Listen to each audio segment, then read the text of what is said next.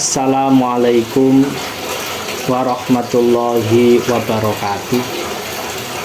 Selamat siang, salam sejahtera bagi kita semua. Semoga kita selalu dalam keadaan sehat walafiat. Teman-teman yang saya banggakan, pada kesempatan kali ini kita akan membahas terkait dengan sejarah, visi dan misi Universitas Jenderal Sudirman. Kita tahu bahwa abad ke-20 dengan masuknya politik etis di Indonesia, maka memiliki konsekuensi meningkatkan kesejahteraan masyarakat koloni Belanda. Salah satu fasilitas pendidikan yang dikembangkan selama politik etis adalah perguruan tinggi di beberapa kota di Indonesia, seperti Universitas Indonesia yang merupakan perkembangan dari sekolah ilmu kesehatan dan vaksin. Kemudian ada ITB dan beberapa perguruan tinggi di kota-kota besar. Perkembangan perguruan tinggi di Indonesia terus berlanjut sehingga berdiri universitas di wilayah Jakarta, Jawa Barat, Jawa Tengah, Yogyakarta, termasuk di Banyumas, yaitu Universitas Jenderal Sudirman. Semua ini tidak lepas dari perjalanan panjang latar belakang dibentuknya organisasi panitia pendirian perguruan tinggi atau PPPT yang kedepannya bertransformasi menjadi panitia pendirian universitas yang mengambil nama seorang tokoh putra asal Banyumas, yaitu Panglima Besar Jenderal Sudirman.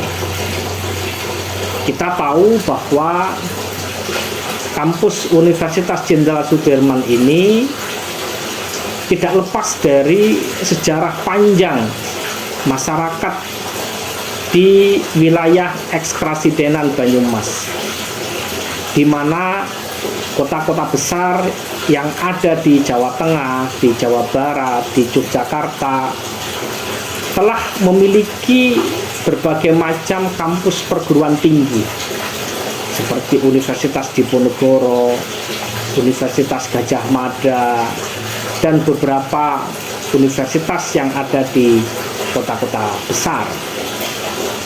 Di Banyumas, di Kabupaten Banyumas, masyarakat di ekspresidenan Banyumas ketika ingin masuk di perguruan tinggi yang para masyarakat di wilayah ekspresidenan Banyumas, anak-anaknya yang ingin masuk di perguruan tinggi harus menyiapkan biaya lebih untuk pendidikan anaknya.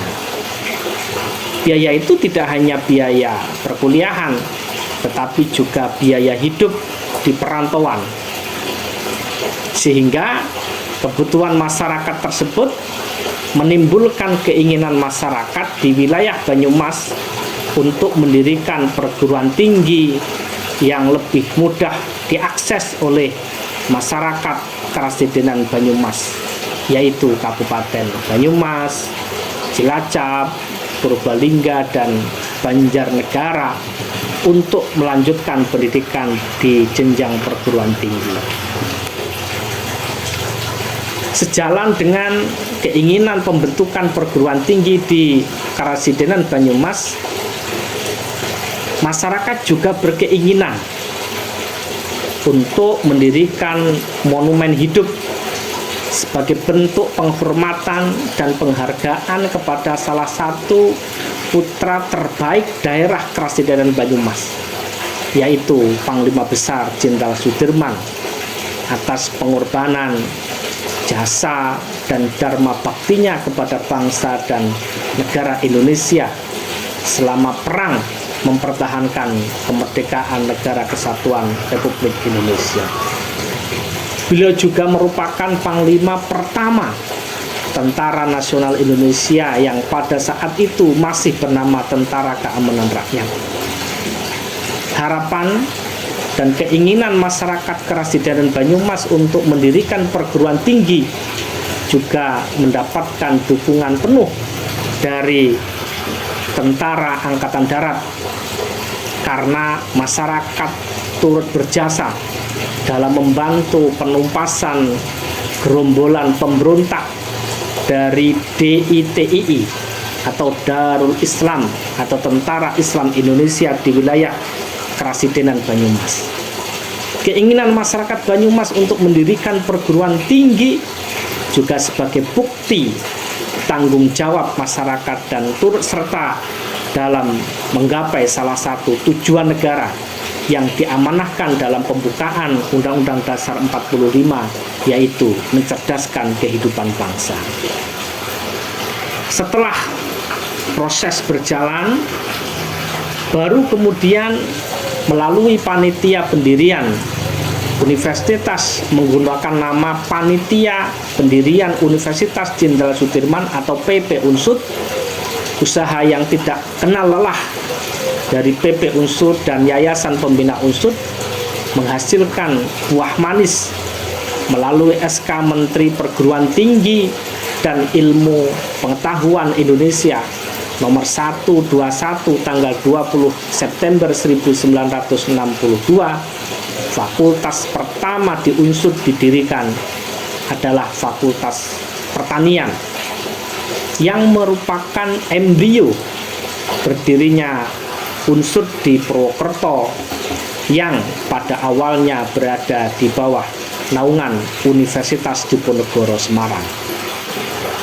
Atas rahmat dan karunia Tuhan Yang Maha Esa dan usaha yang gigih dari para pengurus Yayasan Pembina Unsud dan dukungan masyarakat Angkatan Darat, maka surat keputusan Presiden nomor 195 tanggal 23 September 1963 dan surat keputusan Menteri Pendidikan Tinggi dan Ilmu Pengetahuan PTIP nomor 153 tanggal 12 September 1963, lahirlah Universitas Jenderal Sudirman pada tanggal 23 September 1963 di kota Purwokerto, yang Universitas Jenderal Sudirman diresmikan oleh Menteri PTIP pada waktu itu, yaitu Profesor Dr. Insinyur Thojib Hadiwijaya, tepatnya pada Minggu 17 November 1063 di rumah dinas Karasidenan Banyumas. Ini menjadi hal yang sangat membahagiakan masyarakat di Kabupaten Banyumas. Kenapa?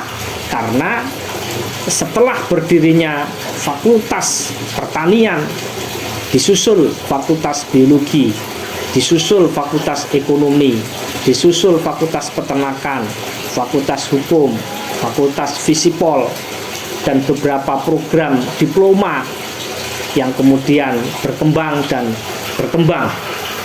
Akhirnya sampai hari ini kita memiliki dosen yang begitu luar biasa, 1000 lebih dosen yang ada di Universitas Jenderal Sudirman. Sampai dengan tahun 2022, di 2022 jumlah mahasiswa ini tercatat 25.370 yang tersebar di 12 fakultas. Ya. Sehingga Unsud memiliki potensi yang sangat luar biasa.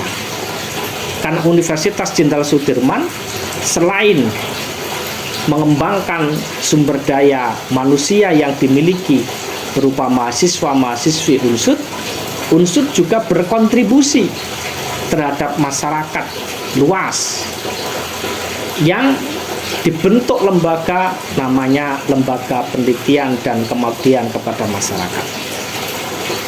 Penelitian menjadi salah satu tolak ukur kualitas perguruan tinggi, karena produk-produk hasil penelitian dan publikasi skala nasional maupun internasional menjadi bukti bahwa sebuah perguruan tinggi memiliki kualitas.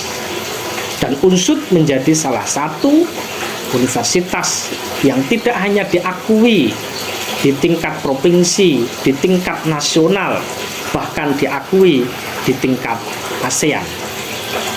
Banyak kegiatan-kegiatan pengabdian masyarakat yang bisa langsung dinikmati, dirasakan oleh masyarakat. Salah satunya adalah bagaimana UNSUD juga ikut serta dalam mempercepat upaya peningkatan kemampuan sumber daya manusia dengan tuntutan dinamika pembangunan melalui pendidikan. UNSUD juga memiliki andil dalam mempercepat upaya peningkatan kemampuan sumber daya manusia dengan tuntutan dinamika pembangunan melalui pendidikan. Mempercepat upaya pembinaan institusi dan profesi masyarakat sesuai dengan perkembangan dalam proses modernisasi. Sekaligus UNSUD memberikan masukan bagi pengembangan kurikulum di perguruan tinggi agar lebih relevan dengan meningkatnya kegiatan pembangunan serta meningkatkan kepekaan sivitas akademika terhadap masalah-masalah yang berkembang dalam masyarakat. Oleh karena itu, Universitas Jenderal Sudirman memiliki lahan kurang lebih sekitar 884.715 meter persegi yang tersebar di beberapa lokasi seperti di wilayah Grendeng, Karangwangkal, Mersi, Gunung Tugel, kampus di Kabupaten Banyumas. Lokasinya di luar Kabupaten Banyumas ada di Blater, Purbalingga, kampus Fakultas Teknik.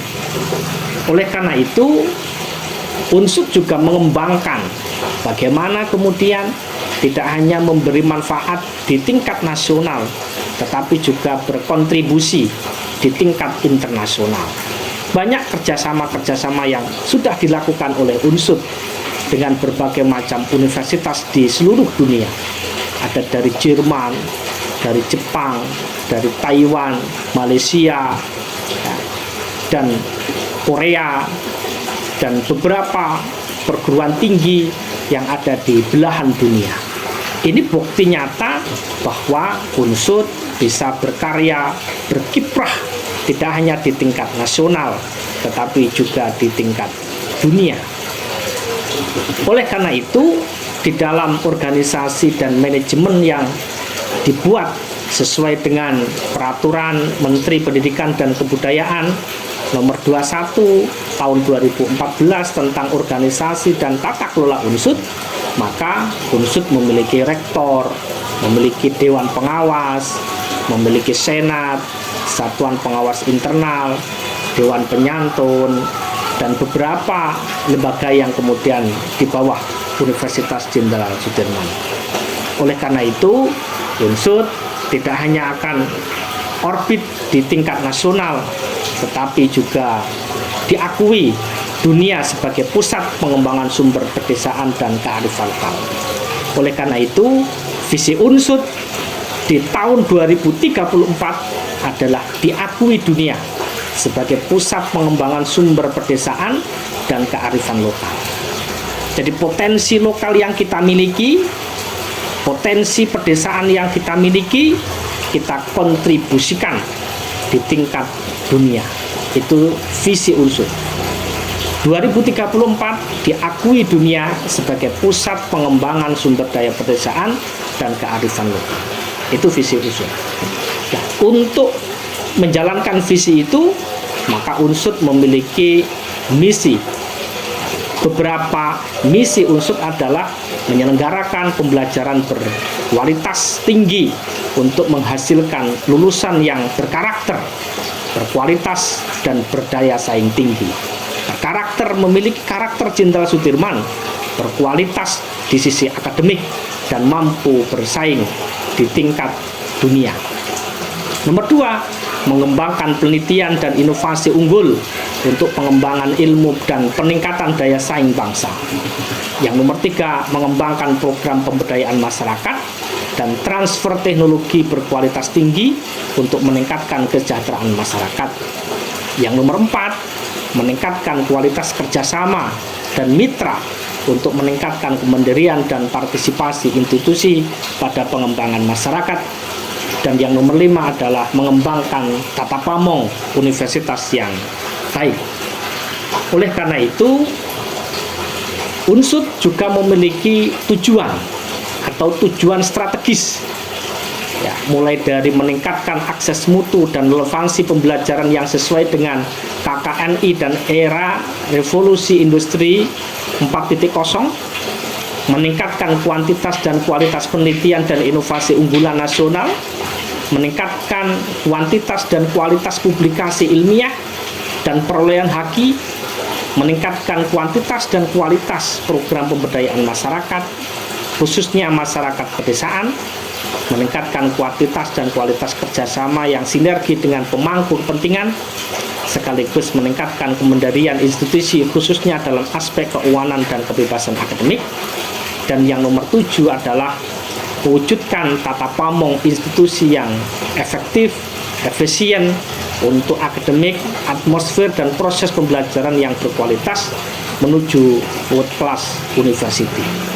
Inilah beberapa hal terkait dengan visi, misi UNSUD, sehingga UNSUD memiliki semboyan merdeka, maju, mendunia. Terima kasih. Selamat siang. Assalamualaikum warahmatullahi wabarakatuh.